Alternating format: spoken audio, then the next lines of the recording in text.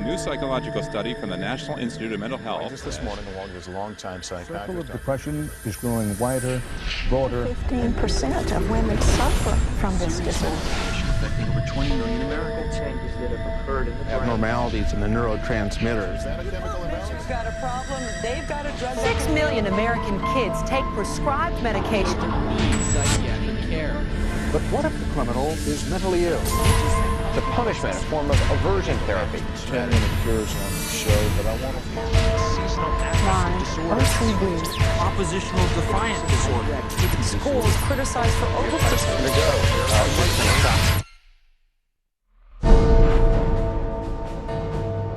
Everywhere you look, there it is. Think psychiatry has nothing to do with you? Think again. The whole field of psychiatry has gotten into every facet of your life. They basically believe that everyone is mentally ill. You smoke too much, it's a disease. You're too unhappy, it's a disease. You're too thin, it's a disease. You're too fat, it's a disease. Where are these coming from? These are coming from the minds of psychiatrists that are dreaming these things up, writing papers and getting published with their names on it, creating these new diseases. First he said that I had ADD. Then he said that I was depressed. Then he said I might be bipolar, but I don't have ADD anymore. And he said, you know, I've been noticing you, and I wonder if you have it too. What they decided is that both my husband and my son had a chemical imbalance that needed to be corrected with a chemical balancer. There is not one shred of credible evidence that any respectable scientist would consider valid, demonstrating that anything that psychiatrists call mental illness are brain diseases or biochemical imbalances. It's all fraud. There's no reliability of diagnosis, and there is no science. It's just pseudoscience. It's pretend science. This is one of the most open secrets in all of America in the psychiatric field, that nothing is being done that's legitimate, and they're billing for it. Psychiatrists claim that over 1 billion of the world's population is mentally ill. In the past 30 years, they have prescribed psychiatric medications to 543 million people. And right now, they drug 17 million school children with stimulants and antidepressants. When recently asked about the scientific basis of their profession, those psychiatrists willing to be interviewed offered nothing but excuses. Psychiatric illness is not really illness. How do you evaluate if someone is cured or sick? Cure is certainly something we look forward to. We had no earthly idea how to accomplish. We're not good at causes. We don't know what causes mental illness. But that hasn't stopped them from pronouncing themselves mental health experts and treating people against their will. And the results? This psychiatrist, man who's supposed to work to heal people, has done nothing but destroy this man's life, and in destroying his life, destroying the lives of all of his loved ones. Excuse me. They've damaged and ruined my son, and they've trapped him in a system. The way that they treated him, it made him feel like he was worthless. Ryan was being kept dumb and high on Ritalin so that they could make $2,500 per month. He gave me Valium, and I got addicted to it. It wiped out my life. My life has been ruined. My joy has been stolen. She was lying there. She took two gasps of air and died right there in front of me. It is really tragic. It's awful. And it's being done for money. That's why it's being done. Oh, it's got to be in the billions. I don't know the exact number, but it's got to be in the billions. It's just unbelievable. This is so big that it boggles the mind. Take the human tragedy you have just seen and multiply it by the millions. In the past 4 decades, nearly twice as many Americans have died in government psychiatric hospitals than in all U.S. wars since 1776. Insurance companies pay out $69 billion every year for psychiatric services, doubling the cost of medical insurance premiums. And while raking in over $2 trillion annually, psychiatrists cannot point to a single cure. Hard to believe? That's exactly what they count on. And as we will show you, it's how they have been getting away with it from the very beginning.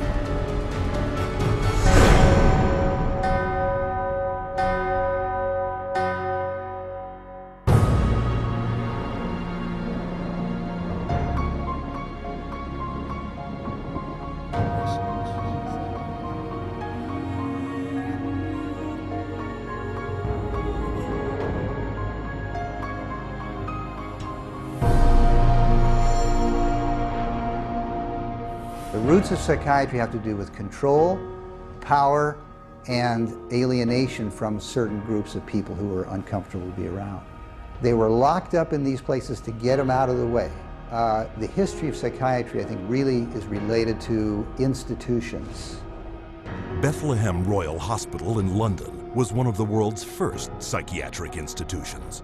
Commonly referred to as Bedlam, the hospital was little more than a warehouse for those deemed mad. Inmates were confined to cages, closets, and animal stalls, chained to walls and flogged, while the asylum charged admission for public viewings. In the 18th century, William Batty was the first to promote that his institutions could cure the mentally ill. Batty's madhouses made him one of the richest men in England, though his treatments were every bit as inhumane as those practiced in Bedlam, with not a single patient cured. His financial success triggered a boom in the asylum business and an opportunity for psychiatrists to cash in on this new growth industry. This was an era where, on both sides of the Atlantic, specialized institutions for the mentally ill are beginning to be built in large numbers. Those institutions date back certainly to the beginning of the 18th century, and in a few cases even earlier than that. But the explosive growth of an asylum sector, of asylumdom, as some historians have called it, is very much a 19th century phenomenon. It's that period when the state is persuaded to invest tax dollars in building these places. But while those who ran the institutions were getting rich, psychiatrists yet lacked the credibility to maximize their cash flow. In order to justify their profession, they needed to come up with these biological solutions, or they didn't have any profession. The only way for them to solve that was to attempt to start believing that these people that were suffering from emotional disorders was from a biological basis. Whatever was done to make this person more manageable would be simply called a treatment. And the sad reality is that many of these so-called treatments were, in essence, torture. The near-drowning devices that were developed in this period, for example, must have been appallingly frightening. For example, one device involved putting the patient into a coffin, closing the lid, and dumping it into a bath of water, and then opening it up and trying to revive the patient. There were a range of these things, and the mortality rate was very, very high. Psychiatrists next sought to give credence to their practices by cloaking them in the language of medicine. This repackaging of treatment became known as the medical model. Somebody who's really hyper and manic, if you're wrapped up in a cold sheet and dunked into some water, you're going to quit acting manic because that's a punishing treatment. But as soon as the symptoms started to go away, they started to believe that somehow by wrapping them up and dunking them in cold water, it was draining the toxics out of their body. So they built the medical model around that. Pushing the biological theory of mental illness a step further, an American, Benjamin Rush, put forth the idea that insanity was caused by too much blood in the head. The cure? Remove the blood by any means possible. Restraint, cold water, bleeding, even terror. And with that, a new medical model was created. Benjamin Rush was probably the most famous American physician of the Revolutionary era. Rush was known as the master bleeder. He bled his patients for madness. He also invented something called the tranquilizer. It's a chair that looks a little bit like an electric chair. The patient was confined in this apparatus sometimes with cold water applied to his or her head, for some hours at a time, and Rush announces in a letter that he's invented this new contraption and dubbed it the tranquilizer. Rush's often lethal procedures were detailed in his 1812 textbook, which remained psychiatry's authoritative source for the next 70 years.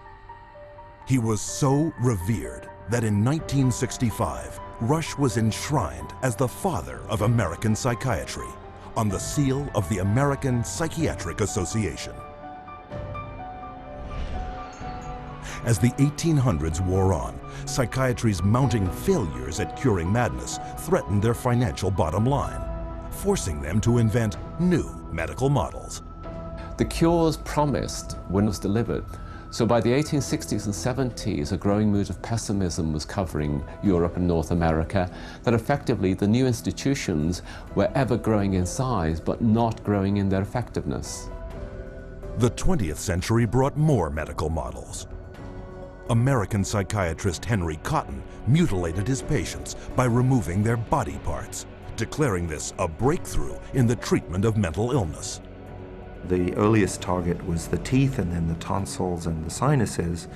But when patients didn't get better, the enthusiasts for this treatment then started to move down the body and to say, well, obviously patients have swallowed bacteria in their saliva, so stomachs need to go, spleens need to go, colons need to go. As public outcry escalated over torture and maiming of patients, psychiatrists would invent new methods, each one hailed as the miracle cure.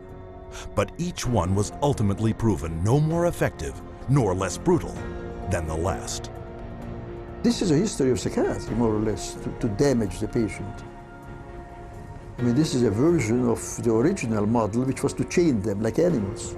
If you're doing it to somebody because you insist that they have to change, and you're going to do that by turning the screws, you might say, whether it's with medication, restraint, whatever, that's torture.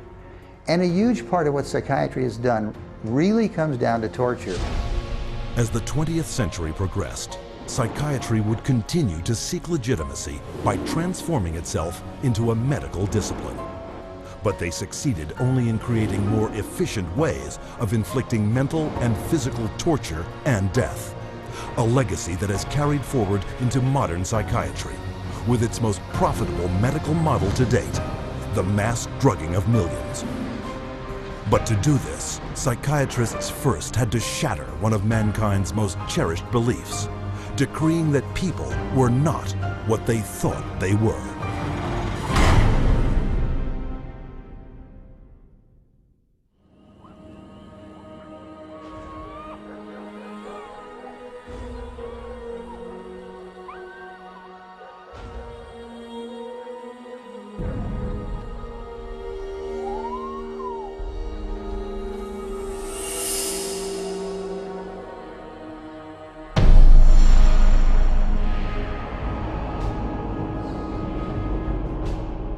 Leipzig University, Germany, 1879.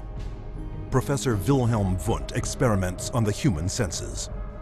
Wundt declares man's thoughts, personality, and behavior are nothing more than chemical reactions in the brain. Wundt became frustrated with his inability to change behavior because he was dealing with the original, psychology. That's the psyche, that's the soul. He created a new science, which was based on man being an animal without a soul, to be trained. Not to be a thinker, but to be trained. Students from around the world gathered to study Wundt's new definition of man as a soulless organism. The spirit of the age was summed up by German philosopher Friedrich Nietzsche. Gott ist tot. Gott bleibt tot. Wir haben ihn umgebracht. Following Wundt's theory, a Russian, Ivan Pavlov, conducted animal experiments seeking methods to modify behavior. Pavlov studied in Wilhelm Wundt's laboratory in Leipzig, Germany, in the late 1800s. And he experimented with dogs, with electrodes and stimulus response, denying privileges to denying rewards. And he noticed that when you brought out some food in front of animals, dogs in particular, that they would begin to salivate. So he'd ring the bell at the same time that he brought the food out, and then eventually, instead of bringing the food out, he just rang the bell, and of course the dogs got all excited. He called that a conditioned reflex. Pavlov's first human subjects were children. He punched holes in their cheeks to collect and measure their saliva. Pavlovian conditioning became one of the major foundations of a lot of behavioral science research in the 20th century. The idea that behavior could be controlled through repetitive conditioning became known as behaviorism. The behaviorists believed that all children are animals and can be trained as animals. This was the view of behaviorists. As a matter of fact, John Watson, the most famous of the behaviorists, says that you have to treat human beings or look at human beings the way you would look at the ox you slaughter. See, the behavior is not interested in what's up in your head or your soul because they don't believe there is a soul.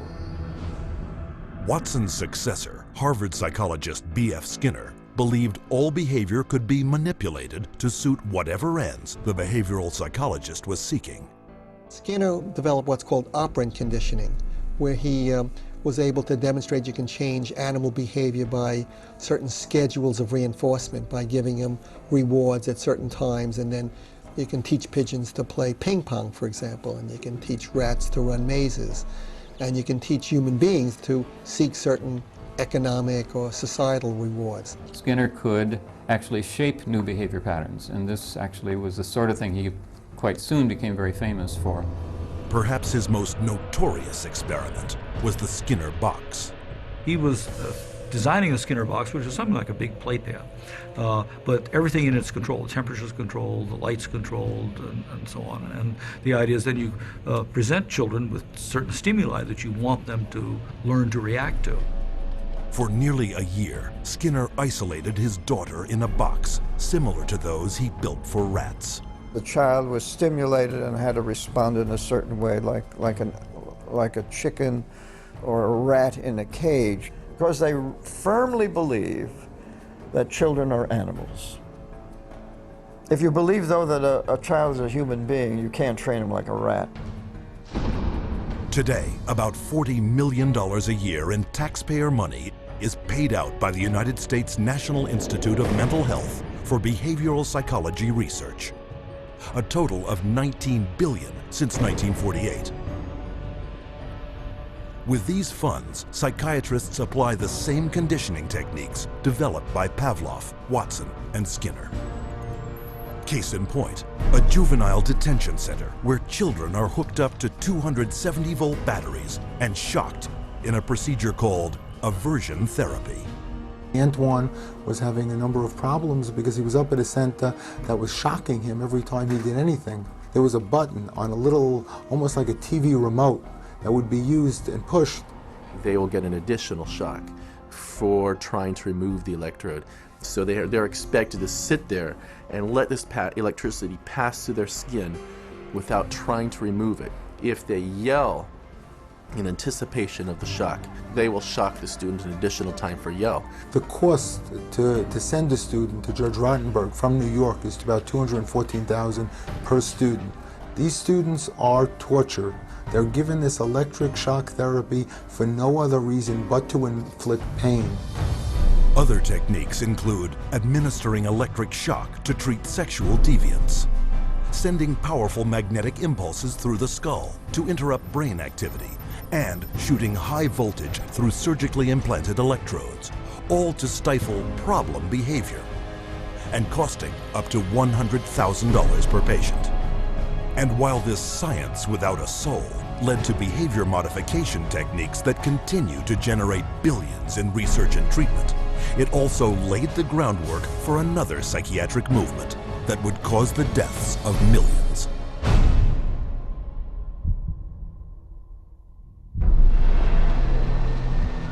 January 1945. As World War II comes to a close, the full horror of Hitler's final solution is exposed, with grotesque killing factories unparalleled in human history. Mass graves filled with corpses of men, women, and children, murdered by starvation, bullets, and poison gas. What could drive men to commit such atrocities against their fellow human beings?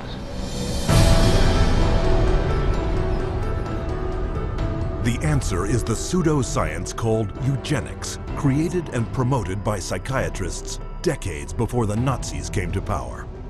The eugenics movement got started in 1883 with Francis Galton, and he felt that human beings should take evolution in their own hands, and that the most talented individuals, the most healthy individuals, the most attractive individuals should have more offspring. There was great concern that people that they considered had poor genes were reproducing faster than the people they considered had good genes. They felt that a medical solution might be the proper one. This is what led to the sterilization movement. It resulted in sterilization of mentally ill people, sterilization of retarded people, sterilization of people we don't like politically and sociologically. So the problem is not with genetics. The problem is a pretend phony genetics used to justify inhumane social policies. Though never proven as anything but theory, by the early part of the 20th century, eugenics had spread to almost 30 countries, from England to Brazil, Mexico, Sweden, Russia, and most notably, the United States, where forced sterilization was widely practiced. Eugenics movement in Germany was somewhat different than the eugenics movement in the United States in that there were many more physicians and psychiatrists. Alfred Plutz is one of the pioneers in the German eugenics movement and how to control the population of those whom he considered inferior. In 1905, along with his brother-in-law, Ernst Rudin, he established the first organization for racial hygiene. Alle Nationen haben sich mit einer außergewöhnlich großen Menge an minderwertigen, schwachen, kranken und Verkrüppelten abzugeben. Durch kluge Gesetze über Sterilisation würden wir auch in der Lage sein, den vernünftigsten Weg der Zeugung herbeizuführen. Hitler was particularly impressed by American eugenicist Madison Grant. Grant's book, The Passing of the Great Race, was proclaimed by Hitler as his personal Bible. In his book, Mein Kampf, Hitler further hailed eugenics as the science that would rebuild the German nation. Körperlich oder geistig gesund ist, dem ist es nicht erlaubt, seine Krankheit an seine Kinder weiterzugeben. Das Recht auf persönliche Freiheit wird durch seine Pflicht, die Rasse zu beschützen, eingeschränkt. The German eugenicists welcomed the Nazi advent to power because the Nazi program could fund the very programs that they had in mind. The Nazis gave them political support, financial support, and conversely, the psychiatrists gave the Nazis a medical justification for their genocidal policies. Something like 40% of German psychiatrists had joined the SS by 1933. They weren't forced into the SS, they just joined it naturally, because the beliefs were very, very similar. Rudin and his work led directly to the decision to move from sterilization to murder. Their plan was simple. First, convince the public that feeble-minded undesirables wanted to escape the burden of their existence, but could not say it, and that killing them was an act of mercy. Then extend the definition of inferior to include Jehovah's Witnesses, Jews, gypsies, homosexuals, all unworthy of life.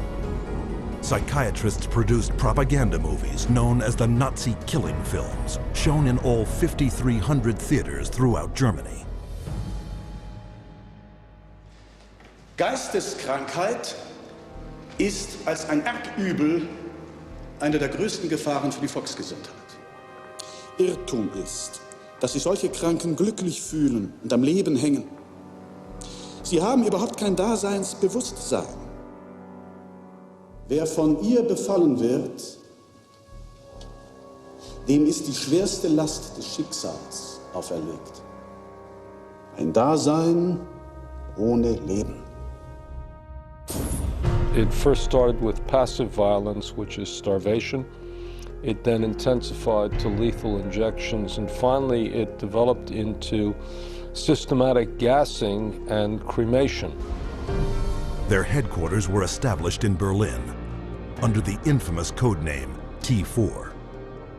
T4 program was named after Tiergarten 4, which essentially resulted over a period of time in the murder of about 70,000 people who were deemed mentally retarded, emotionally distraught, or physically handicapped by the Germans. They were called life unworthy of living.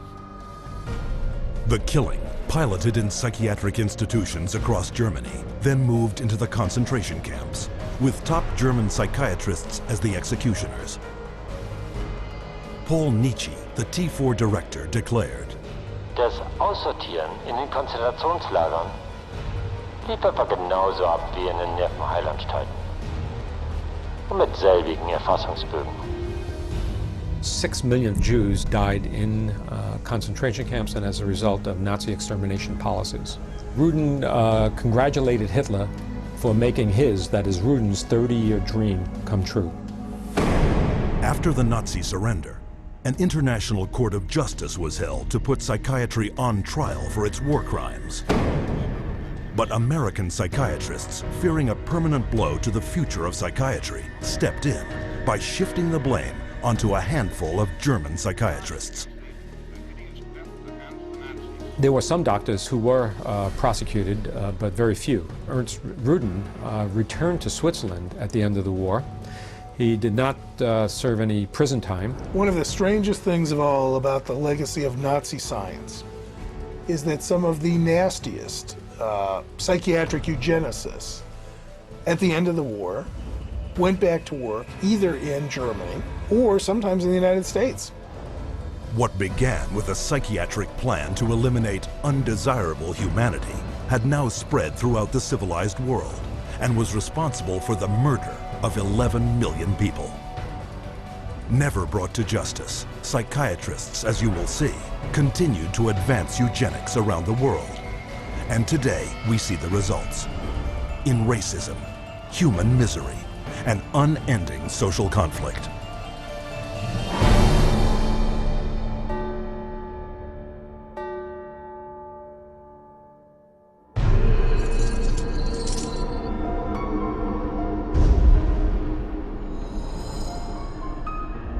After World War II, a new eugenics was resurrected out of the bones and ashes of the old eugenics. The eugenics movement has been at the forefront to establish a new scientific racism that justifies oppression and exploitation and racism. In fact, racism is inseparable from the roots of psychiatry. The entire history of psychiatry, beginning with scientific conclusions that were made in the 1830s, was an effort to prove the intellectual inferiority of African Americans. Benjamin Rush is the father of modern psychiatry. And he is the one that gave us the term nigritude. He said that all blacks have inherited this disease. And this particular disease, it caused them to be inferior. In addition to that, it was the reason why it was very important that blacks remain segregated and separate from whites so that whites did not inherit this disease. Asserting that negritude was a form of leprosy, Rush justified segregation as a medical necessity. And that became an argument to continue slavery. The fact that you have brutalized a whole group of people had nothing to do with that. It had everything to do with some genetic link, and that basically you were just a diseased person. So when a slave master wanted to get rid of a recalcitrant slave, they could just say, oh, well, they're suffering from this disease. Drapetomania, that is the name of the mental disorder that was contrived by Samuel Cartwright, who said that blacks have a mental disorder if they had a desire to run away from slavery. Running away became such a common problem that psychiatrists attempted to give that a disease. He says, but that's a cure for that. And the question was, well, what's the cure for that? Frequent whippings, frequent whippings. You'd be surprised how that disease clears up when the lash is put in place of their excuses. After slavery was abolished, psychiatric racism not only persisted, it intensified. the American Journal of Psychiatry officially proclaimed that Negroes, as descendants of savages and cannibals, were ill-prepared for higher civilization, while their pseudo-science eugenics stepped up its racist activities. There is a clear and long and intimate connection between the eugenics movement and the Ku Klux Klan. Harry Laughlin, who was the Carnegie Institution's director of the Eugenics Record Office, had a close relationship to the Ku Klux Klan through the publication of a book called White America, which was written by a major Klan leader. So Laughlin wrote a glowing review of the book in the Eugenics News. And at the same time, you have the Ku Klux Klan using eugenics to justify their racist goals. But psychiatric racism wasn't exclusively American. Some of the worst abuses of the 20th century occurred in South Africa, where the government adopted the same racist theories and practices used by Hitler. This was no coincidence. The Prime Minister had studied eugenics as a psychology student in Nazi-influenced Germany in the 1920s. Dr. Hendrik Verwoerd is regarded as the architect of apartheid. He saw South Africa as a divided state with whites, blacks and brown people living in totally separate areas, with black people having no rights whatsoever. With apartheid in place, psychiatrists established mental hospitals throughout the country that were in fact nothing more than slave labor camps. These places operated under a private company by the name of Smith, Mitchell and Company. They were saving money through the cheap accommodation for psychiatric patients while making massive fortune out of money that Parliament had appropriated for medication. So it was a corrupt system. When this operation was finally exposed, it was discovered that 67,000 prisoners had perished, while at the same time, psychiatrists had collected $117 million in funding from the South African government. The World Health Organization issued a report declaring that psychiatry cultivated racism and that apartheid did have a parallel in the ownership and trading of slaves. In 1971, in the United States, psychiatrist Louis Jolly West continued psychiatry's legacy of racism, hatching a secret aversion therapy experiment called the Violence Center. His government-funded plan: implant electrodes in the brains of African American and Hispanic males to shock them should they exhibit any violent behavior. And if that didn't work, chemically castrate them with drugs. When West's racist proposal met with public outrage, the plan was quickly shelved. Though psychiatry's unrelenting racist theories were blunted, they were not stopped. In 1994, psychologist Richard Herrnstein co-authored The Bell Curve, claiming to prove that blacks were genetically disabled and therefore inferior to whites. The Bell Curve really argues a very old eugenics idea. It argues that people are born with different kinds of intellectual abilities, that these are inborn pretty much at birth. It goes back to the notion that somehow black people are genetically and biologically inferior to white people as a way to justify what was really its programs of social racism and social sexism. And you see that kind of thinking going on in public school testing and IQ testing and educational testing and tracking. And this new tool fit into that old mold.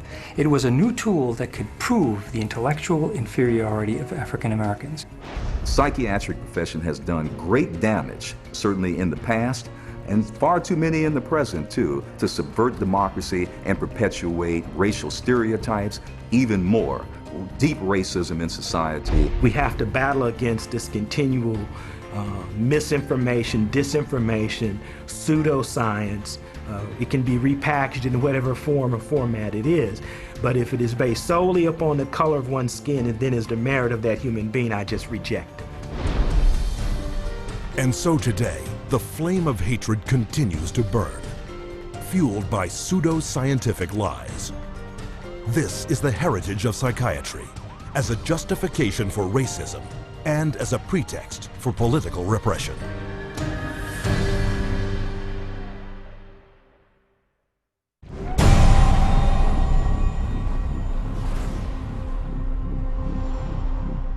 быть верными коммунистическим идеалам, убежденно, с революционной настойчивостью претворять в жизнь ленинский завет, учиться коммунизму, трудиться самоотверженно, по-коммунистически, всей жизнью своей, утверждать на земле дело Ленина, дело партии. Клянемся!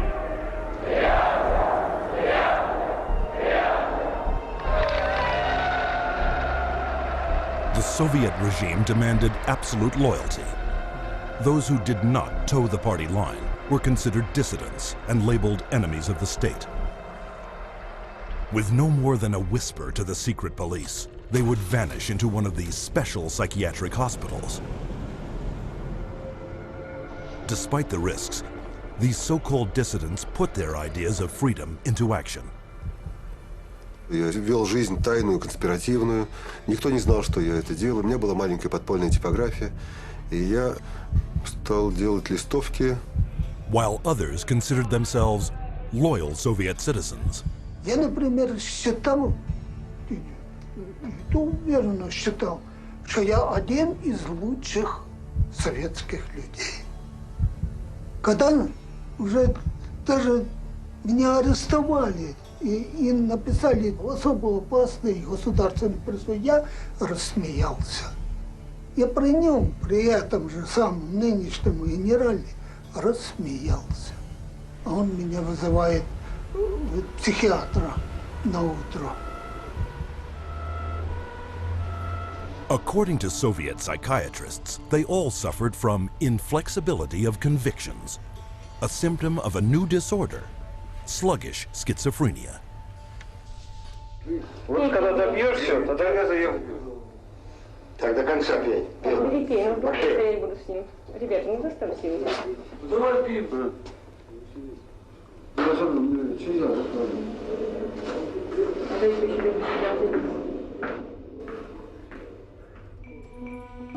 Like their counterparts in other countries, the Soviet psychiatrists prescribed powerful drugs to cure their patients. Они никогда их с удовольствием не принимали. И находят пути их не принимать. Мы обязаны просмотреть прием лекарственных продуктов, чтобы больные лекарства дошли до больного. Вот они где-то уже, как говорится, в горле проглатывают, все, ротовая полость чистая. И потом вот такие делают какие-то движения, отрыгивают. Врач на обходе говорит: как себя чувствуете, Петр Петрович? Я говорю: послушайте, вот, там, когда 5 кубиков галоперидола, то надо, например, слюна до полу, там перекошенность вся, значит, одни мышцы растягиваются, другие сокращаются, совершенно ужасные позы, лицо все ужасное, на душе страшно просто. Я человека, вот самое главное, описать это состояние невозможно. Санитары совершенно безнаказанно могли избивать. По любому поводу. Или вообще без повода.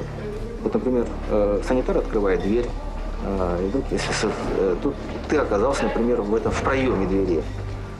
И вот этого достаточно было, чтобы, скажем, получить удар. Если больной, скажем, оказывал сопротивление при избиении, то его могли привязать, и привязывали, и избивали, и продолжали избивать уже привязанного. Проходит, допустим, год-два, там выписывают убийц, выписывают насильников. Михаил, ты бы лучше убил бы кого-нибудь, мне бы легче было тебя отсюда вытолкнуть. Это было, вот, рождало такое чувство безысходности. From 1967 to 1987, the Soviet government arrested over 2 million people who, for political reasons, were diagnosed as mentally sick and were forced to undergo psychiatric treatment. Even today, psychiatry remains the coercive tool of choice for governments throughout the world. What we've learned is that in Gitmo or Guantanamo Bay, that we had teams of healthcare professionals called the biscuit teams, behavioral scientists, psychologists, working with the military to advise them on how far you could push a prisoner. There are abuses that have been documented around the world. We have healthcare professionals who have committed potentially acts of treason within their medical ethics. And there's nobody supervising that. There's nobody making them stand accountable to their medical ethics. But psychiatrists have never reserved physical and mental torture exclusively for political prisoners. Throughout history, they have repackaged it and sold it to the public as therapy.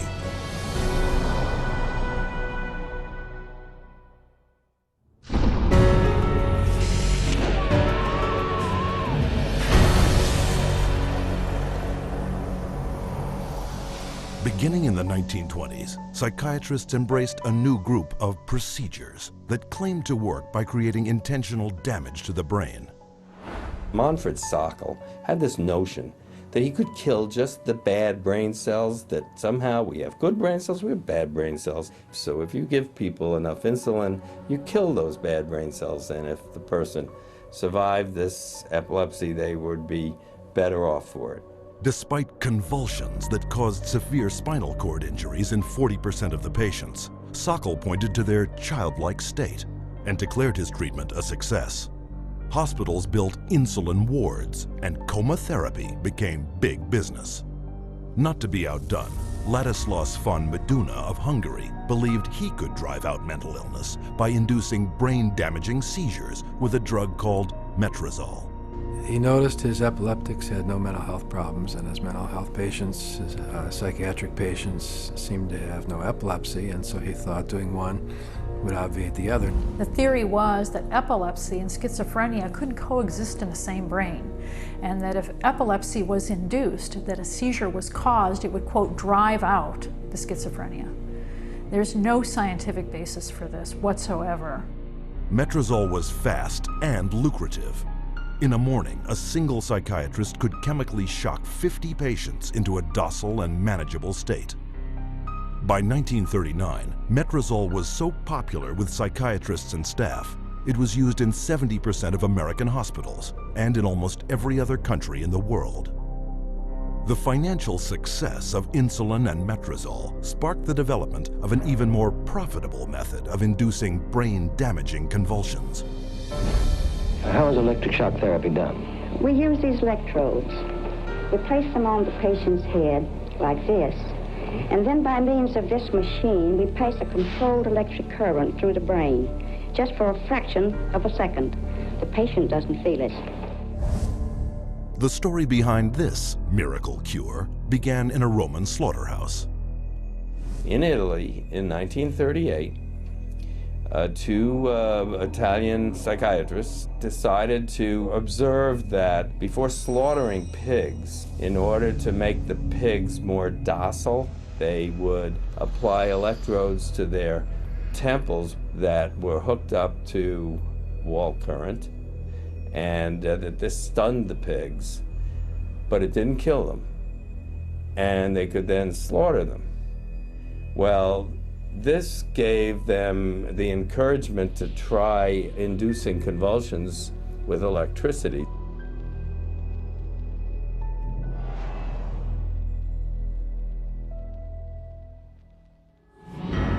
We would see teeth falling out, broken spines, bones knocked out of joint, broken bones, and people even getting internal organ damage from being restrained while they were having these uncontrolled writhing seizures, convulsions. Many patients have been returned to their homes and jobs who might still be here if it were not for this helpful form of treatment.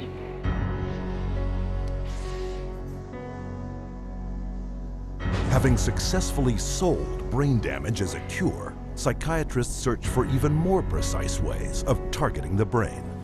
This was jump-started in 1848 when an explosion blew a steel rod straight through the head of Vermont railway worker Phineas Gage. While Gage survived, his personality was dramatically altered. 70 years later, Portuguese neurologist Igaz Moniz would try to obtain a similar result by drilling into a patient's skull and squirting pure alcohol directly into the brain, killing the tissue of the frontal lobes. Moniz called this new procedure a lobotomy. Dr. Walter J. Freeman would become lobotomy's most infamous practitioner. He discovered he could do it faster without having to drill through the skull. There was no anesthesia. And he would just lift up the eye and stick nothing more than an ice pick right into the brain, right under the orbital bone, and then just rake the thing back and forth until he was satisfied that he had caused enough disruption of brain tissue, and then pull it out. Freeman traveled the country in his lobotomobile, hacking apart his patients' brains on stage, or sometimes right there in the vehicle. And he would pull up and offer lobotomies to people, get referrals from the local doctors, or sometimes people didn't even go through doctors. They'd go right to the lobotomobile, and he would just do the brain-damaging procedure right there. By the time his surgical privileges were revoked after his last patient died on the operating table, Freeman had performed or supervised over 3,500 lobotomies, more than 25% of which, by his own admission, left his patients in a vegetative state. They lobotomized 1 million people in the 40s and the 50s and beginning of the 60s until they came to the conclusion that this was a destructive treatment. But though the stories of miraculous cures were soon exposed as brain-damaging frauds, psychiatrists kept one step ahead, inventing new forms of psychosurgery, passed off as medical advances. I completely shuddered from head to toe. And that's what I heard in my head when he drilled something in my brain. Northwest, actually, of the centre hole. Sorry, I had to do that. Yeah, why did you have to do that? I went, oh, funny, and Did my you? head all shook inside. Oh dear. Oh, my head shook inside. Yes, all right. Everything shook, the eyes, everything, the teeth. Oh, that's one. That was grievous bodily harm done to my brain. And nobody has the right anyway to play God with somebody's brain. The whole operation took about 8.5 hours, and they kept me awake for every second of it. And I remember every second of it. And I still remember it to this day because I have this operation every day of my life. Whether I like it or not, I have it. Psychiatrists still tout the benefits of lobotomy, a treatment that earns them $31 million annually. But in the wake of lobotomy's tarnished reputation, psychiatrists were quick to push electroshock back into the spotlight. Renaming it electroconvulsive therapy, they now give patients anesthetics to squash their screams and paralyzing agents to avoid watching the writhing of agony. The main misconception that people have about ECT is that it's new and improved. The new and improved refers strictly to these cosmetic improvements because, in fact, they make it easier on the witnesses. The person isn't shaking all over the table. They're paralyzed now. It isn't new, it isn't improved, it is worse.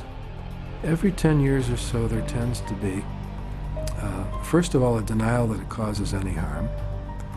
Secondly, an acknowledgement that it might have caused harm, but here's a whole new approach, and now this one is blameless, without any research to back it up. The ECT machine can produce anywhere from 50 to 400 volts.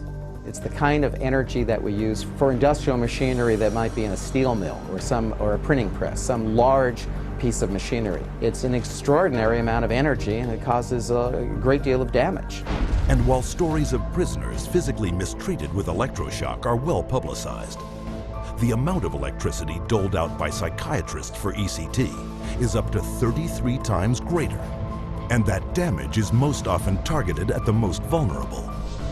2/3 of those who receive electroshock are women, given such diagnoses as premenstrual syndrome, menopausal disorder, or postpartum depression. Half of electroshock patients are elderly. Once they become eligible for government health care at age 65, 360% more American seniors receive ECT than at age 64. And what does this all add up to? 40,000 dead, and countless others so brain damaged they have no hope of ever recovering a normal life. For a total of $12 worth of electricity, psychiatrists in the United States alone rake in $5 billion.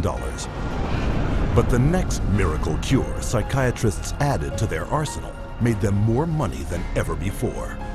for it was faster, cheaper, and could turn every man, woman, and child into a patient for life.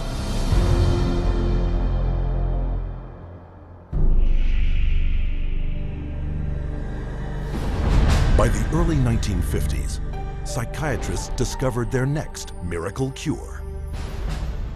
A chemical originally designed to kill parasites in pigs, their new discovery hindered brain function in much the same way as shoving an ice pick into the eye socket. It was an old treatment in a new disguise.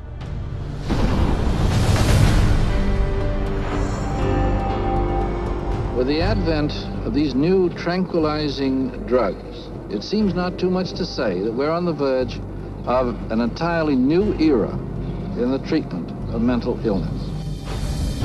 Dubbing it a chemical lobotomy, Canadian psychiatrist Heinz Lehmann described Thorazine as a simple, easy-to-take pill with the same effects as psychosurgery, but without the mess.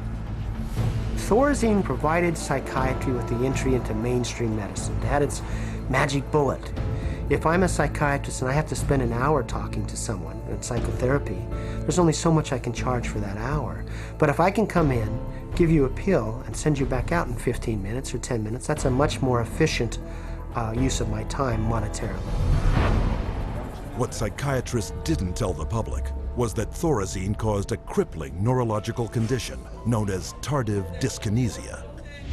And that's a neurological syndrome where you have muscle twitches, abnormal jerks, which are uncontrolled, and they either last for a long time or sometimes they're permanent. So that's very clear, very well recognized, long-term or permanent brain damage from these medications. Mr. Blount has virtually no signs of his original illness now. The signs that the movements of his mouth are completely side effects of the drugs that he was on for 20 years. Mr. Blount is quite rational. He understands what's going on. And if you're patient, he can carry on a very rational conversation with you. Even when you remove the drug, it may still remain. It means you have caused a permanent disabling of the brain. In the late 50s, you get the first signs of it, people starting to worry about it. But it's not until the late 70s that psychiatrists start warning their patients about it, 20 years. Thorazine's manufacturer, SmithKline French, had good reason to keep a lid on the bad news. In the first year alone, SKF saw a 3,000% return on their original investment. With the public and the press kept in the dark about the severe and disabling side effects, prominent doctors and psychiatrists met in Puerto Rico to lay the groundwork for the expansion of psychiatric drugs far into the future. Psychiatrist Dr. Nathan Klein wrote this in the conference's final report. The present breadth of drug use may be almost trivial when we compare it to the possible number of chemical substances that will be available for the control of selective aspects of man's life in the year 2000. Dr. Klein spearheaded a movement flooding new psychiatric wonder drugs onto the global marketplace, backed by a massive publicity machine, spending hundreds of millions of dollars. Psychiatry was now an industry of drug pushers. By 1970, the American Psychiatric Association was so dependent on drug company money that 30% of its annual budget came from pharmaceutical advertisements in its official journals. So we had money flowing to trade organizations, we had money flowing to the doctors, and to their journals. Well, we all know that that is going to influence how they think. The majority of National Institute of Mental Health and National Institute of Health scientists are getting more money from drug companies on the side than their tax-based salary. With so much money to be made, all psychiatrists needed was a scientific theory to justify it. Their solution? An official report declaring that all mental problems derive from a so-called chemical imbalance in the brain, requiring drugs to correct. This chemical imbalance is one of the greatest fallacies ever foisted upon patients and the public. There is no chemical test to show an imbalance related to any psychiatric disease, whether it's depression, anxiety, what have you. The chemical imbalance is for the benefit of the psychiatrist. It has to be there so that psychiatrists can treat it. But fraudulent chemical imbalance theories could not hide the mounting evidence of common and terrifying side effects, such as akathisia. Akathisia is like an extreme inner nervous agitation. People describe it as wanting to crawl out of their own skins. And this happens with great frequency, and it is absolutely, totally well understood to be associated with suicide and violence and homicide. After years of these reported side effects and cases upon cases of violence, self-mutilation, and death, in 1991, health experts, legislators, and the public finally forced the FDA to order an investigation. I know with absolute certainty that if Charles had any idea of the side effects of Prozac, he would never have taken it. I had two sons, David Lee, age 8, Billy 16, a wife 20 years, all gone. I'll tell you why. After being on Prozac for 21 days, my wife shot and killed both of these two boys right here. She turned the gun to herself and shot herself twice. I took the 9mm automatic, sat down on the bed and put the gun to my head. And I blew a 4-inch hole out the back of my arm instead of my head. Thank God I was a lousy shot. Had someone looked further into Prozac, steps could have been taken to avoid it. What was supposed to be an unbiased hearing was a panel of psychiatrists, the vast majority with personal financial ties to pharmaceutical companies. They basically couldn't find an expert, a doctor, a psychiatrist, at a leading medical school who basically in some way or another didn't have a consulting agreement, hadn't taken money from the pharmaceutical companies. I do not find from the evidence today that there is credible evidence to support a conclusion that antidepressant drugs cause the emergence and or the intensification of suicidality and or other violent behaviors. 500 deaths, 33 murder cases, and over 20,000 adverse side effects. Would you like to tell me why this drug is still on the market?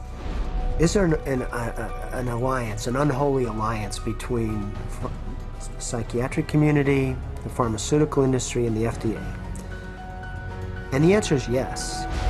This unholy alliance became all too apparent in 1997, when pharmaceutical companies persuaded the FDA to allow them to advertise directly to the public, with psychiatrists providing medical endorsement. And in just 3 years, sales of psychiatric drugs skyrocketed, almost 2.5 times. When the numbers of violence and suicide victims shot through the roof, public outrage finally forced the FDA to issue warning labels on antidepressants. But by then, 13 years had passed, billions of dollars had been made, and psychiatrists were marketing their next wonder drugs. Over 8% of the world's population has now taken psychiatric drugs, backed up by fake science and endorsed by regulators who are bought and paid for. Their harmful medications gross nearly $27 billion a year. And while psychiatrists were finding a way to diagnose and drug every person on the planet, on another front, they were continuing their assault on our most personal freedoms.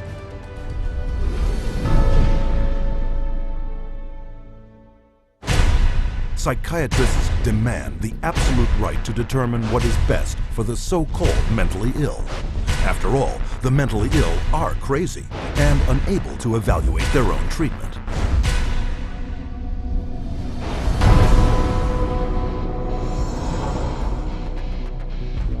To enforce their authority over others and keep their institutions filled at profitable levels, psychiatrists use a method called involuntary commitment. When you go to a real doctor, say a family doctor or a cardiologist, a patient always has the right to refuse treatment. So there is no such thing as involuntary treatment when it comes to clinical medicine as practiced by real doctors. Psychiatrists, of course, believe that people can be treated against their will. In 1956, psychiatrist Winfred Overholser presented a plan to Congress intended to take involuntary commitment to a whole new level. The plan: purchase 1 million acres of Alaskan wilderness, build a huge mental asylum, and change the commitment laws so that anyone could be shipped off with no more than a simple nod from a psychiatrist. The bill sailed through the House of Representatives, But when the public caught wind of the plan, they became enraged, referring to it as Siberia, USA. The bill was quickly struck in the Senate. But while the death of the Siberia bill put a stop to their large-scale plans, involuntary commitment still remained the most effective and profitable method for filling psychiatric institutions. Again, the person has committed no crime and has no trial and is sent directly to a mental hospital, which is really a prison. How many people go to an insane asylum and say, please lock me up? Doctors don't lock up anybody. Psychiatrists lock you up. Even children can be taken from their parents with little legal recourse. They just invaded our home. They came in with officers. Our kids were scared. You know, they come in with a piece of paper and say, you're giving us your kids. And it's like, you know, how can they just come in and do that? She said, you could be arrested for medical neglect. And I said, but how was that when, you know, this is my child? And I see that he doesn't need that much medication. Why would you threaten me with something like that? At 10 p.m., 2 policemen and 2 social workers came to my house and took all 4 of my kids away. Once committed to psychiatric hospitals, patients are drugged and restrained. The more a person objects, the more this objection is construed as symptom of a mental illness. At which point the person would be locked up in restraints. There would be the ankle, the knee, the waist, the head, the wrist, and the shoulder restraints. And if when that process was happening, if there was almost any resistance at all, the person then would be medicated to a point where they would almost be knocked out. We had one case where they actually took a patient in a seclusion room and beat him up. And then they lied about it to the services that investigated. So it's a pretty wide range of abuse issues that we've encountered. Psychiatric staff provoke their patients into violence so they can bill insurance companies up to $1,600 a day for each restrained patient. A patient would resist diagnosis, resist treatment, and also want to leave treatment while they were at the hospital. And invariably, every time, that person's situation would be exacerbated until they were put in constraints and medicated, at which point there would be documented reasons to keep that person in treatment. The burden of such claims is passed directly to the public in the form of soaring healthcare premiums. As for their victims, the experience is traumatic and even lethal. 16-year-old Rochelle Claiborne died in Laurel Ridge's care last August. The state report shows during the restraint, quote, Rochelle stated several times she could not breathe. In almost all respects, the staff behaved appropriately, followed the standards. By taking advantage of weak or vague restraint laws, psychiatrists and their staff are almost never held criminally liable for assault, battery, and murder. He begged me to take him home, take him out of there, that they were treating him wrongly, and he didn't want to stay there. And I got a call that there had been an accident, that they held him down until he couldn't breathe anymore. I wish I would have listened to him, take him out of there before it had happened. And then I miss him every day. And I wish I could have him back, but I can't. To this day, no one has been charged for the child's murder. The elderly are a prime target for psychiatric abuse, with treatment of senior citizens in mental institutions costing private and government insurance over $29 billion a year. Unwarranted commitment has occurred that wouldn't have occurred if the people hadn't had insurance. The proof of that pudding is generally in how fast they get out once the insurance runs out. Involuntary commitment is a form of psychiatric slavery, where persons are treated as if they're property and they are deprived of liberty, and people are making money in the process. As long as we have involuntary mental hospitalization, psychiatry is a prison work. It's a crime against humanity. It is not medicine. Every minute of every day, someone is involuntarily committed to a psychiatric institution. And if you think this is something that can't happen to you or someone you know, think again.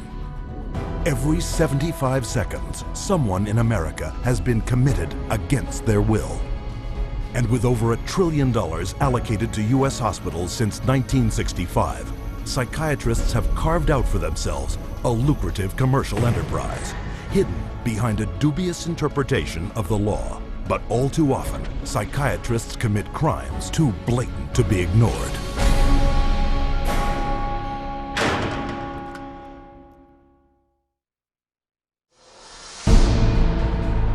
The FBI has raided the headquarters of one of the nation's largest operators of psychiatric hospitals. Hundreds complained of overbilling, misdiagnosed conditions, and insurance fraud. Investigators say they found more than 5,000 similar cases in all 50 states. Psychiatrists clearly are getting rich. Psychiatrists traded drugs for sex, filed false insurance claims, and exploited patients sexually. We have uncovered some of the most elaborate, aggressive, creative, deceptive, immoral, and illegal schemes being used to fill empty hospital beds with insured and paying patients.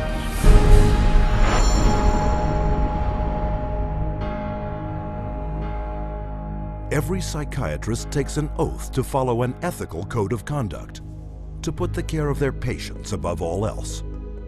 But of all medical disciplines, psychiatry has the worst record of fraud and abuse. Psychiatry is almost a license to print money. If a doctor were clever enough, and many of them are, there's no reason that they couldn't make at least $500,000 a year fraudulently and get away with it in psychiatry. I don't purport to have deposed every psychiatrist in Las Vegas. I can tell you for a fact I haven't. Maybe I've deposed half. And by and large, they were a dishonest, deceitful, lying bunch of people. So prevalent are their deceptive and criminal billing practices. Insurance investigators have slang for it, like the California wave and the $100 handshake.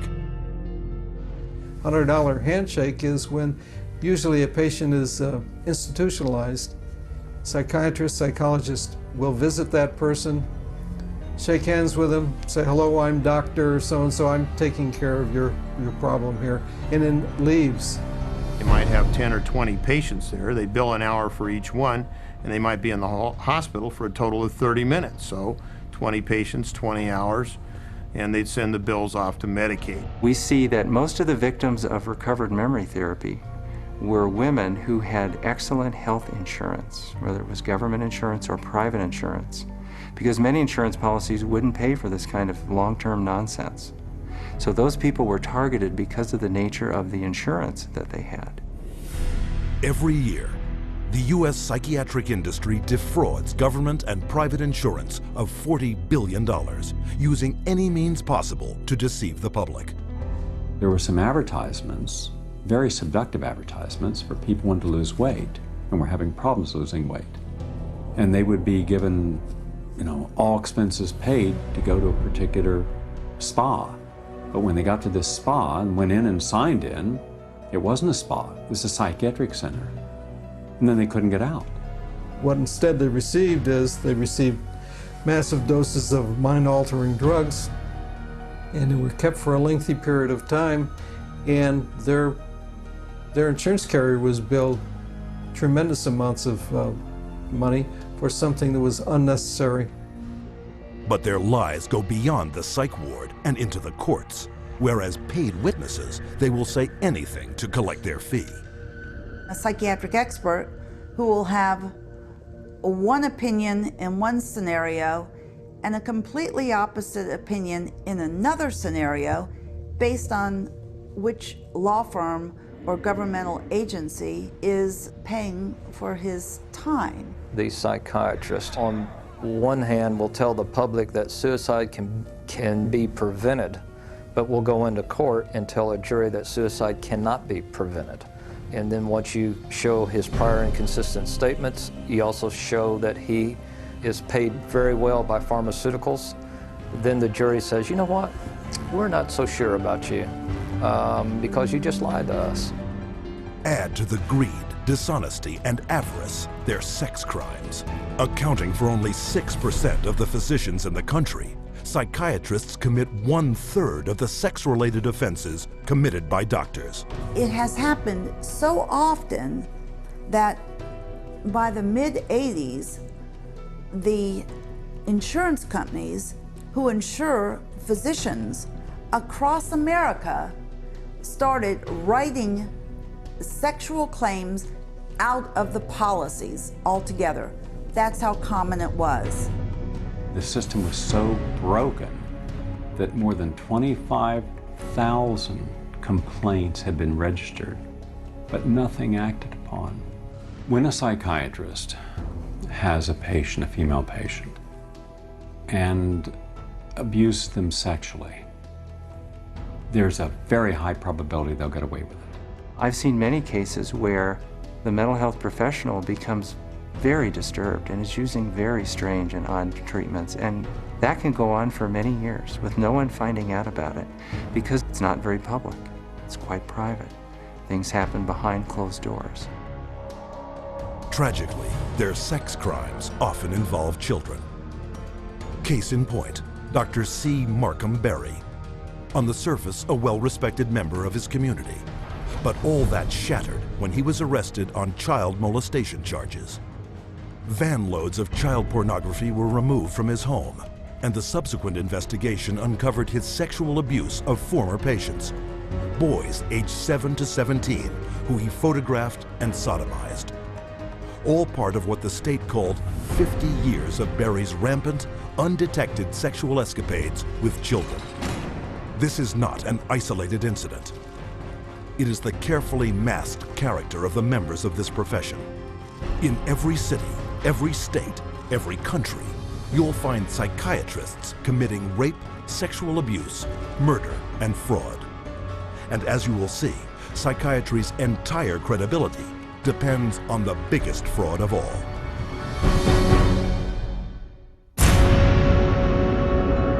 I was diagnosed with a chemical imbalance, manic depression. They diagnosed me with having ADD. He told me I had conduct disorder, ADHD, mild depression, major depression, manic depressive, borderline personality disorder, compulsive disorder, anxiety, depression, and schizophrenia, ADHD, sleep disorder, identity problem disorder. There's no such thing as mental disorder. A mental disorder is whatever someone says it is, and if the person saying this is a mental disorder has enough power and influence, then people believe, oh, that's a mental disorder. But you can't have power or influence without credibility, so psychiatry manufactures its own. It's based on a grab bag of checklists for disorders that are published in a book called the DSM, which is the Diagnostic and Statistical Manual. There are no statistics in this book, by the way. That just makes it sound more scientific. They create this cluster of disease, and they get together and they vote. Is this a disease? All in favor, say aye. It's marketed as a scientifically based document. Now, the American Psychiatric Association, which publishes the DSM, do a lot of work to create an aura of scientific precision around the DSM, but it's not scientifically based. Since the first edition of the DSM, the number of mental disorders voted into psychiatry's diagnostic manual has grown to 374. And with each new disorder, psychiatrists create yet another way to defraud the public. If you have 27 ways to bill in the DSM, that's 27 ways to bill. If you have 300, that's 300 ways to bill. So you can pretty much find anyone walking on the street that could fit into a DSM somehow. When you build insurance companies, you can't say the word. You've got to say a number. And they have numbers for the most ridiculous things. You know, like arguing with your mother or peeing in the bed. Adolescent rebellion disorder is an official psychiatric diagnosis. Arithmetic learning disorder is an official psychiatric diagnosis. General anxiety disorder is a recent diagnosis. For each one, there is a 5-digit code with a decimal point. Now, the implication of that is if I have illness 403.16, that's different in some important and scientifically proven way from someone who has 403.17. And nothing could be further from the truth. Incredibly enough, while presenting the DSM to the world as scientific fact, Psychiatrists freely admit its utter lack of science. We have no diagnostic reliable markers for almost any illness there is in the DSM. What we're testing for in psychiatry, it's hard to say because there's nothing specifically. But as far as a test that's clinically useful, basically we're not there yet. We don't have any laboratory tests that we can use to determine whether somebody does or doesn't have a mental illness. There are no good biological tests for detecting mental illness. There is no test, there's no biopsy you can do. There is no chemical test right now. There are no specific tests to confirm the diagnosis or show the improvement, like any blood tests or any x-rays or anything like that. Oh, in my practice, I don't do any tests. I just speak with people and listen to them, and then I make a decision in what kind of illness. These diagnoses vary as widely as the psychiatrists who make them. In this hidden camera footage, a person visited several different psychiatrists, complaining of the same symptoms. I'm extremely unorganized, and I didn't used to be. It's caused problems in the family. It's caused problems getting, I'm self-employed. You've got ADD, ADHD, and you're depressed, and your depression is bipolar depressed. You have a brain chemistry disorder that's probably genetic. You have a lot of the symptoms of depression. So it seems like it is a mixed picture. What that means is like we got some depressive symptoms and some, high symptoms. If you're bipolar, I'll need to give you a mood stabilizer. We don't know, I kind of doubt it. It's considered low-grade bipolar. You are more of the ADD than ADHD. And as far as medications for depression, because I would recommend that you start a medication, which are Prozac, Zoloft, Paxil, Celexa. Usually propylene XR is pretty good. I'll give you some Lexapro in the morning and some Trazodone at night. Lamictal is a better medication for that. It works on your depression also. But the treatment for any bipolar cycling is the same. The lithium, Remeron is another one. Trazodone, Segretol, Lipigood, Wellbutrin, Lexapro, Lamictal, Equitroid, Depakote, lithium, Ambien. You may need an antidepressant also with your Lamictal. We don't know if I give you a medication if it is going to work or not. To a certain degree, it's trial and error. You never know if it's the right drug. How many people have I cured? Well, there are no real cures right now in psychiatry. I have cured none of my patients. We're always challenged by our lack of knowledge. In fact, we don't know what the causes of mental illness are. Most mental illnesses, we do not know the cause. Of course, it would be nice to know exact reasons of disorders, but maybe in the future. I'm the Director of Research at the American Psychiatric Association. We don't know the etiology of really any of the mental disorders at the present time.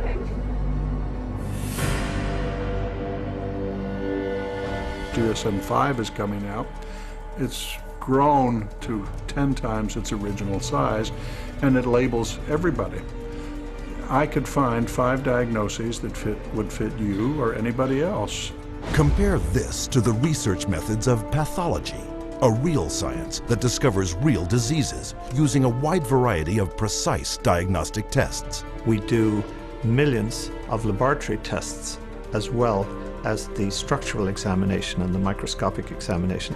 It's a whole series of applied scientific procedures. In the case of psychiatry, there isn't any laboratory tool that can precisely identify a psychiatric disease and allow it to be classified. It's not as if there's some study of tissue or some study of the body or some study of matter. These are all categories which are made up. They're simply made up. They don't exist in nature. They're decided upon by psychiatrists and voted on. Psychiatrists are not the only ones who benefit from the DSM. Wherever you find a psychiatric diagnosis, you'll find a psychiatric drug. The pharmaceutical corporations now contribute enormous sums of money for the education of psychiatric residents and for the support of research by their professors, so that psychiatry today has become in America, has become very largely learning of which drug to use with which disease or disorder. We need to make sure that we understand the very close interactions among the American Psychiatric Association with its DSM, the pharmaceutical companies, who love the fact that every time there's a new edition of the DSM, there are dozens more categories in there, and so more conditions for the drug companies to say, oh, we've got a pill for that. In 2006, a study revealed that 56% of all psychiatrists deciding what disorders to list in the next DSM had financial ties to at least one drug company. Today, we see the consequences. A barrage of drugs, each one targeted at an invented disorder that is backed by an arbitrary diagnosis found in the DSM. The fact that it is couched in the language of science without necessarily having any of the scientific data or underpinnings to justify it is as threatening as anything we've seen today. And psychiatry's latest and most expensive ploy to fool the public by imitating legitimate medicine? Brain scans. We can scan all the brains we want to. The fact that we see changes in different people's brains, changes in functioning, doesn't mean that we've discovered anything that has its origin in the brain. It just means that we're seeing changes, but it doesn't mean that there's something wrong with the brain. Psychiatrists and psychologists use the DSM to label 450 million people worldwide as mentally ill, a total equal to the populations of France, Italy, Germany, Canada, Australia, the United Kingdom, and Russia combined. While sales of the psychiatric drugs they push have topped $27 billion annually, funding from world governments for these patients gross psychiatry $440 billion a year. And much of this money comes from the diagnosis and drugging of our most trusting and vulnerable.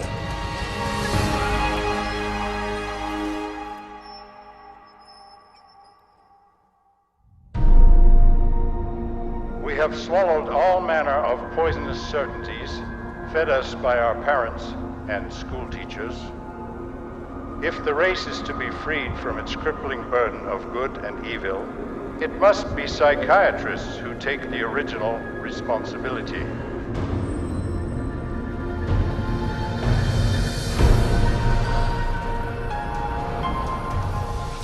Brock Chisholm's declaration typified the psychiatric onslaught aimed directly at our school system. They actually said that the purpose was social control, not to pass on knowledge, not to give him something so that he can go into the world of work. In 1950, psychiatrists and psychologists from around the world met at the White House to propose a total reorientation of the public school system. The White House Conference on Mental Health in the 1950s was a landmark that served to bolster the idea that schools would serve their communities better as mental health clinics than they would as institutions of learning. In the early 60s, the world of psychiatry started to really go places in this country. Little by little, it came into our schools, our educational system. And by 1965, it was written into law. Psychiatrists were given the green light for the wholesale labeling and drugging of school children. A child is labeled ADD or ADHD the minute he can't sit still for a 10-15 minute period of time, or he talks constantly or ignores the teacher completely.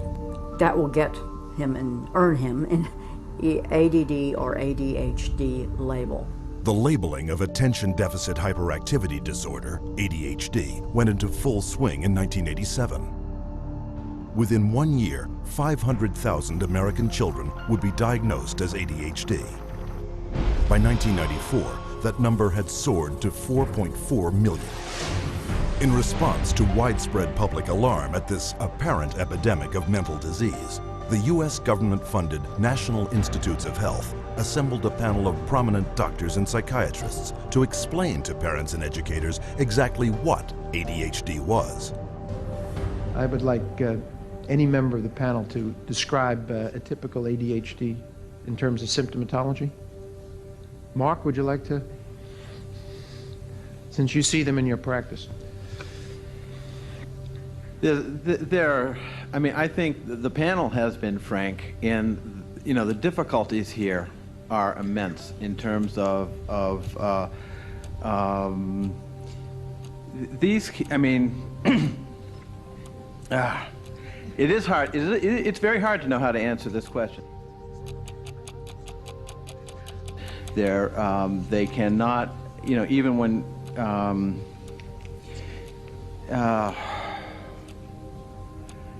they are as if driven by a motive. There are some good clinical descriptions.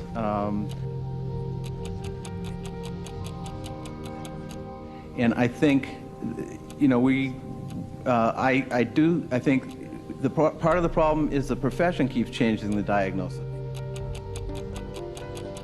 At this time, we do not have a diagnostic test for ADHD. Therefore, the validity of the disorder continues to be a problem. But this shocking admission did not stop school psychiatrists.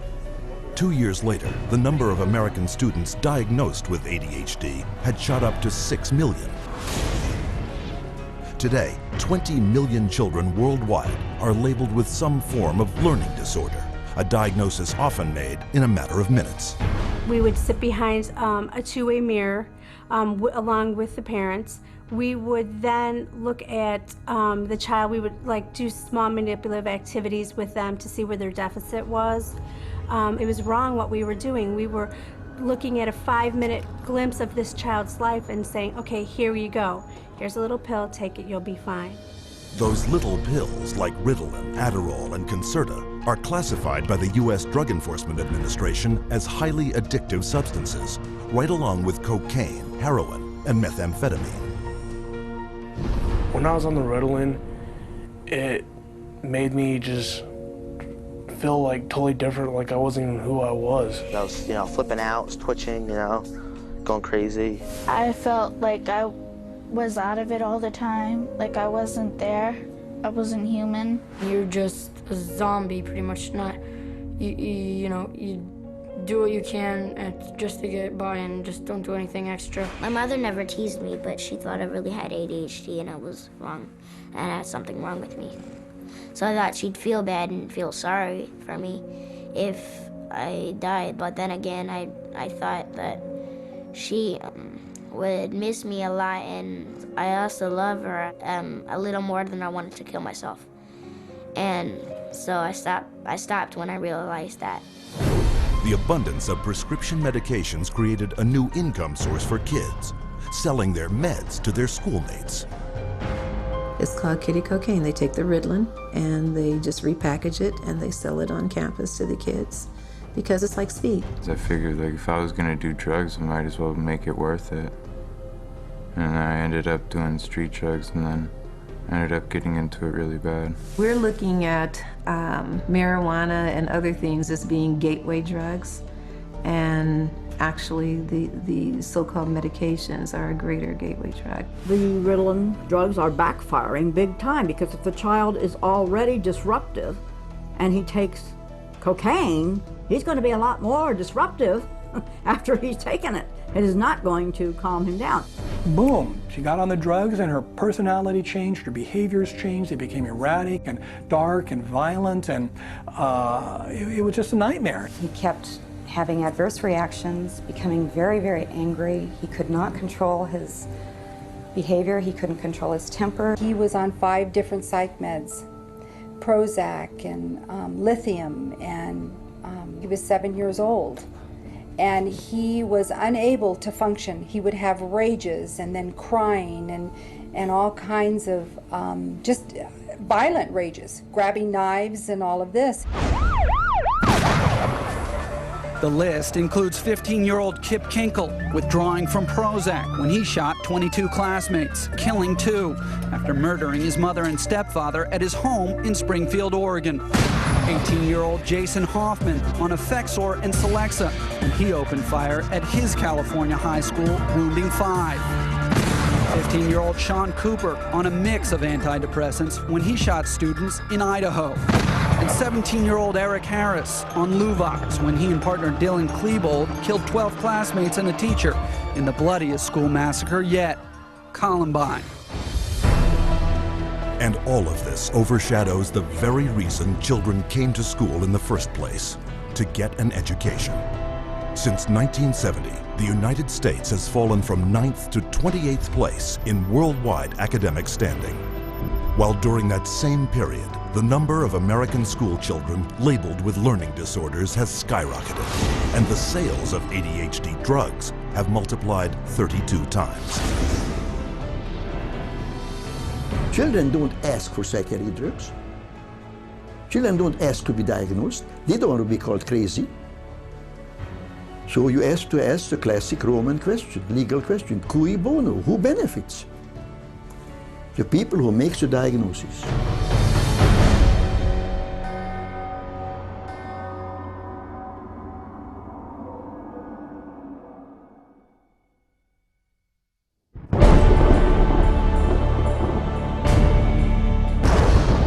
Psychiatry should actually go into government, that politicians should listen to psychiatrists. Psychiatrists should be in every parliament and should direct and monitor political activities.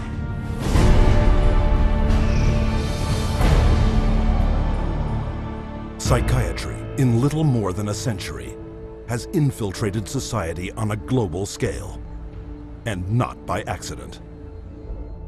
People aren't aware that in 1940, a prominent British psychiatrist, Colonel J.R. Rees, addressed the National Council on Mental Hygiene and set the agenda for psychiatry for the next 60 years.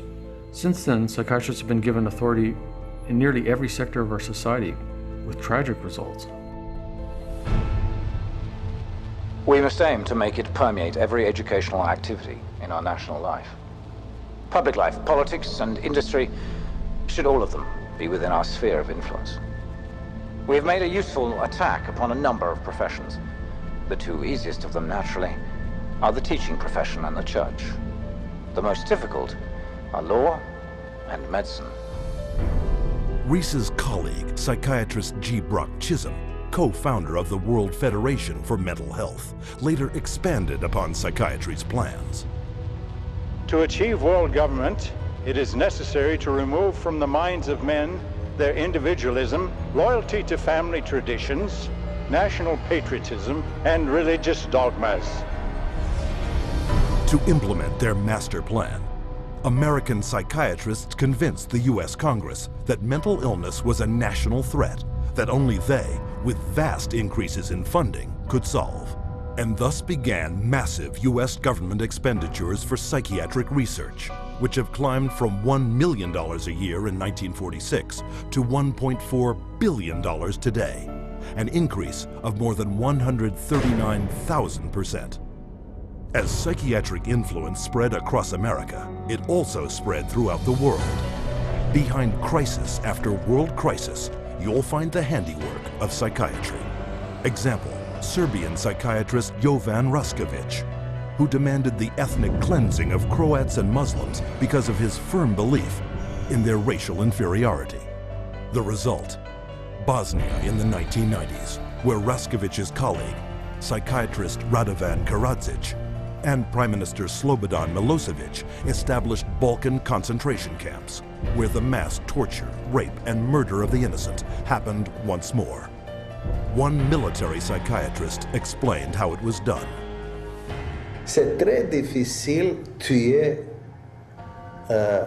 millions de personnes. C'est très difficile, techniquement difficile. Les Allemands étaient bons techniciens et ils ne pouvaient pas, ils pouvaient seulement 6 millions de Juifs exterminés.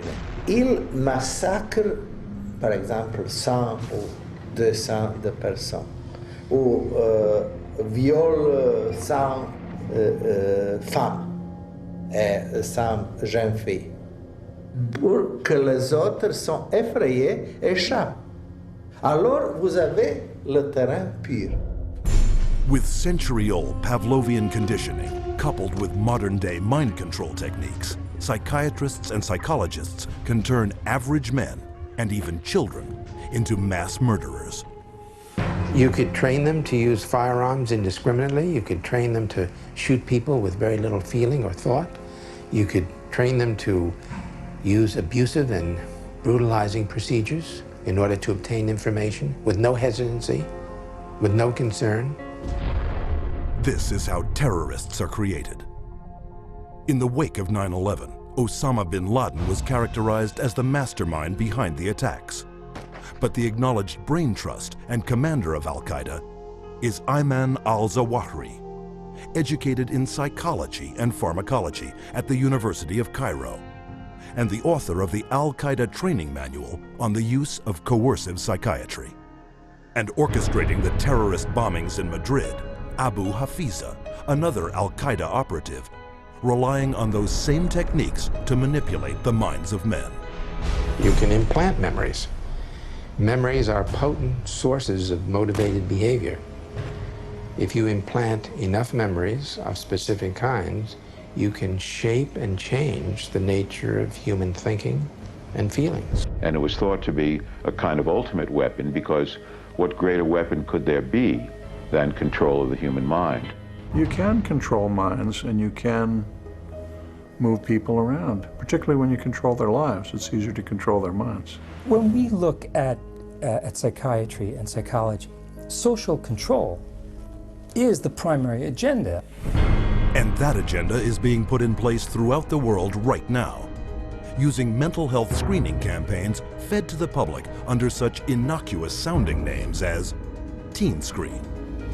The national government is actually encouraging it and wanting to test every single kid in our public school system. All children are put under this kind of a test for psychiatric evaluation, a 10-minute test that tells them absolutely nothing. I predict that upwards of 90% of all the people screened will be diagnosed as having a psychiatric disorder, which means that we'll have an entire generation that will be a perfect profit center. The man behind the Teen Screen program, psychiatrist David Schaefer, consultant to the U.S. Department of Defense. They're not just screening children to have complete control of the 52 million children in school.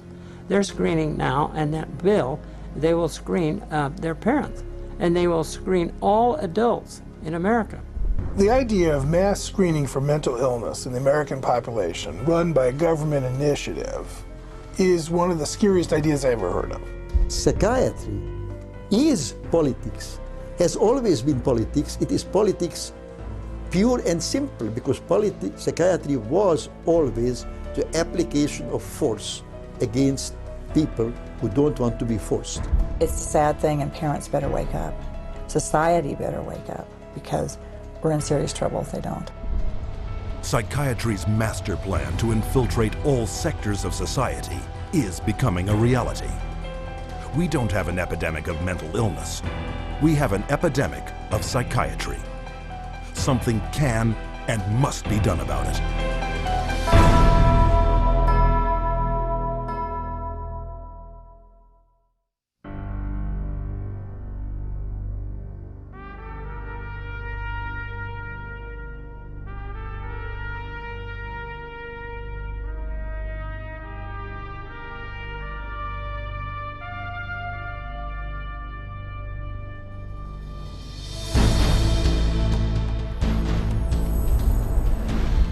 Founded in 1969 by the Church of Scientology, the Citizens Commission on Human Rights investigates and exposes psychiatric violations of human rights.